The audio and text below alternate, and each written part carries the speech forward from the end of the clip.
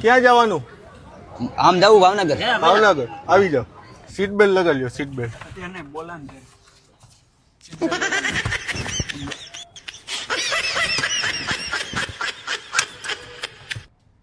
શું નામ છે? રમેશ નામ છે મારું. રમેશ. હું છે ને ટેકનિકલ ડોક્ટર છું. તમે સીટ બેલ્ટ પહેરો ને, હવે તમારું આખું બોડી સ્કેન થાય. का स्कैन हो रहा है। स्कैन स्टार्ट हुआ है। जी का स्कैन कर लिया गया है। बताओ क्या आया है? जी का बीपी ठीक आ रहा है। તમારું બીપી બરાબર છે.